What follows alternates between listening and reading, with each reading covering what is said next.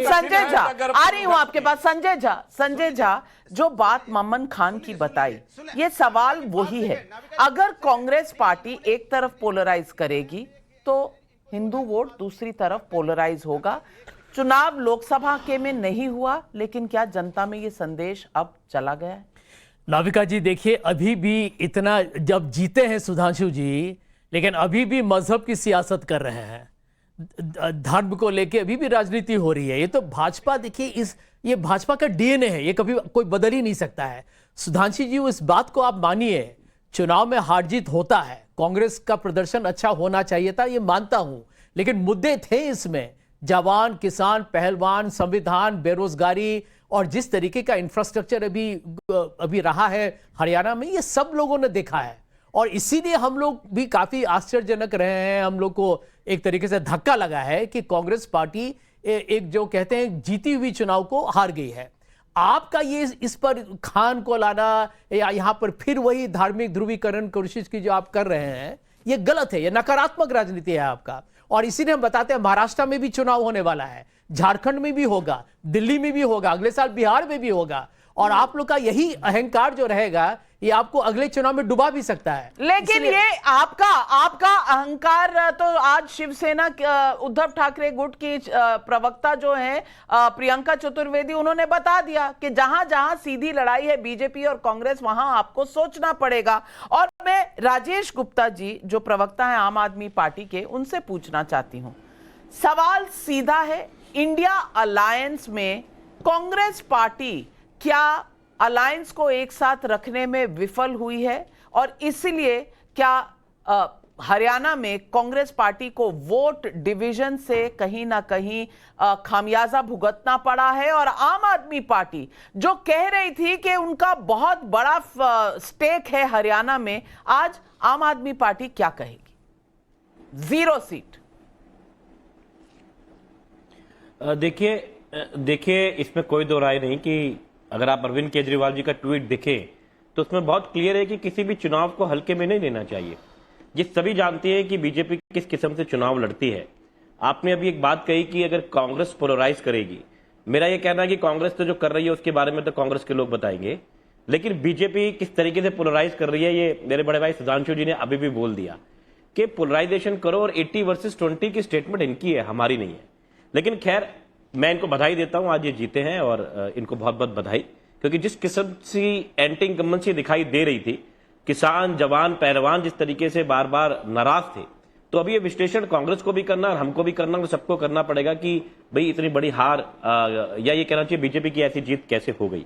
रही हमारी बात, हमें अभी भी जो वोट परसेंट मिला है वो 1.79 है। हम तो नई पार्टी है, जेजेपी जैसी पार्टी को 0.90 का वोट शेयर मिला।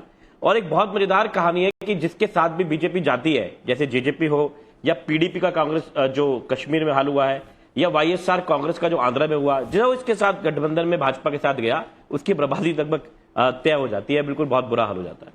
अब तो क्या हमारी जहां तक बात रही, हमें कांग्रेस के साथ जाने वालों की हालत नहीं है? नहीं, ये कांग्रेस के साथ जाने वालों की हालत नहीं है, तभी तो आपका ये हाल हो गया। हालत हो जाती है, उनके नहीं, वो फायदा उठा के कांग्रेस के पास। देखिए हमारा तो कोई गठबंधन अभी कांग्रेस के साथ था नहीं, उसमें इंडिया अलायंस के तौर पे है जो लोकसभा के अंदर है भारत के तौर पे, लेकिन स्टेट वाइज तो हमारा कोई गठबंधन नहीं था। बल्कि अगर आप देखें तो मुझे लगता था आप मुझे भी थोड़ी सी बधाई दे देंगी जम्मू कश्मीर के मामले में। जम्मू कश्मीर में डोडा में आप दिल्ली में, पंजाब में, गुजरात, बिल्कुल गोवा पूरी बधाई है, पूरी बधाई है आपको। डोडा में अगर आप एक सीट लेकर आते हैं तो बिल्कुल ये आगाज है और इसकी बधाई के पात्र आप हैं। और बीजेपी जो सिर्फ 19 सीट लड़ी थी कश्मीर वैली में, वहां उनको कम से कम कश्मीर वैली में एक सक्सेस मिला है, और वो भी एक टेररिस्ट से जिसके पिता की हत्या हुई थी, उस लड़की का शगुन परिहार को वो सीट मिली है। ये दोनों चीजें बहुत अहम है कश्मीर में। और जम्मू में जहां कांग्रेस वर्सेस बीजेपी था, वहां कांग्रेस का कुछ भी प्रदर्शन नहीं रहा। और आनंद रंगनाथन, सवाल यही है, कांग्रेस बार बार कह रही है और अनुराग भदौरिया जी भी कहना चाह रहे हैं कि इंडिया अलायंस में 1 ऑल चल रहा है। नेशनल कॉन्फ्रेंस जीती है कांग्रेस, सिंगल डिजिट में है जम्मू कश्मीर में। ओमर अब्दुल्ला कहते रह गए कि जम्मू में आप लड़िए बीजेपी के खिलाफ, कांग्रेस नदारद थी। और हरियाणा में इन फाइटिंग हो या फिर जो कास्ट कॉम्बिनेशन हो और या फिर चीफ मिनिस्टर के लिए जो जद्दोजहद चल रही थी, ओवर कॉन्फिडेंस भी था, अहंकार जिसे बार बार संजय झा कह रहे हैं, क्या इन्हीं कारणों की वजह से कांग्रेस हारी है? नाविका जी, बहुत बहुत धन्यवाद मुझे यहाँ पे बुलाने के लिए। देखिए, आपने बाजीगर शब्द का इस्तेमाल किया। दो तरह से आज मैं कहूँगा कि नरेंद्र मोदी बाजीगर हैं।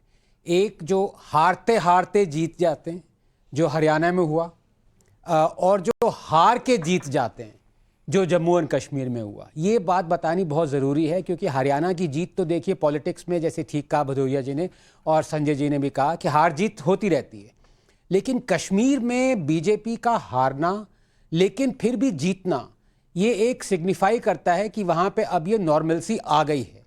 अगर लोग चाहें भी कि नॉर्मलसी ना हो तो भी वो उनके मंसूबे डिफीट हो जाएंगे, क्योंकि इलेक्शन होना जम्मू एंड कश्मीर में और एक्सेप्टेंस लाना, चाहे कोई भी आए, बीजेपी नहीं आई, लेकिन इस सबसे ज़्यादा खुशी मुझे लगता है बीजेपी की होगी इसमें। और राहुल जी पे मैं क्या कहूँ, सब लोग गाने की बात कर रहे हैं, सुधांशु जी ने गाना गाया, मैं भी एक लगे हाथों अपना, मुझे लग रहा है ये डिबेट कम, मुशायरा ज्यादा हो गया है। तो राहुल जी की स्थिति उस तरह की है कि हरियाणा में देखिए हारे और कश्मीर में अब गवर्नमेंट बनाएंगे, तो गम और खुशी में फ़र्क महसूस ना हो जहां, गम और खुशी में महसूस फ़र्क ना हो जहां, मैं दिल को उस मकाम पे लाता चला गया, हर फिक्र को धुएं में उड़ाता चला गया। ये राहुल जी की वो है। लेकिन मैं दो चीज़ें यहाँ पे कहना चाहूँगा कि हरियाणा में बीजेपी की जीत बीजेपी की सक्सेस है, कांग्रेस का फेलियर नहीं है। ये मैं क्यों कह रहा हूँ? एक डेवलपमेंट हुआ है। देखिए, कोई भी सरकार 3 बार एंटी इनकम्बेंसी बीट नहीं कर सकती। मतलब ये 50 साल के बाद हुआ है नाविका, ये कांग्रेस की जीत नहीं, मतलब हार नहीं हो सकती। ये सरकार ने कुछ किया होगा। अगर आप एक्सपोर्ट्स देखें हरियाणा के, पिछले 10 साल में 4.5 टाइम्स बढ़े हैं, आकी बहुत सारे आंकड़े। लेकिन दूसरी जरूरी बात यह है, आपने कहा जय जवान, जय किसान, जय पहलवान, बीजेपी ने भी ऑपोजिशन से सीखा है। जो फ्रीबीज और रेवड़ियां ऑपोजिशन ने 240 के ऊपर तक बीजेपी को नहीं आने दिया था, अभी बीजेपी ने देखिए क्या क्या किया है कमाल। बीजेपी ने 2100 पर मंथ हर महिला को हरियाणा में दिया है। बीजेपी ने कहा है आयुष्मान का 5 लाख से 10 लाख कर दिया है। बीजेपी ने एमएसपी की हरियाणा में सारी क्रॉप्स को गारंटी दी है। ये सब चीजें बीजेपी ने करना शुरू किया है, ये जानते हुए कि हरियाणा की डेट 3.5 लाख करोड़ है। लेकिन इलेक्शन जीत गए तो बाजीगर। लेकिन कहीं ना कहीं सबा नकवी जी, बीजेपी प्रॉमिस करती है तो लोग उन्हें वोट दे देते हैं। कांग्रेस पर इस बार विश्वास नहीं किया, क्योंकि फ्रीबीज खटाखट मॉडल तो उन्होंने भी बहुत दिया था हरियाणा में। इस बार तीसरी बार एंटी इनकम्बेंसी के बावजूद बीजेपी का जीतना, ये ऑन द ग्राउंड क्या किस तरह का एक तरह से वोट कंसोलिडेशन हुआ है जाटों के खिलाफ? क्या ये बिल्कुल सरल सी चीज थी? नहीं, मुझे लग रहा है कि सब लोग, हालांकि मुझे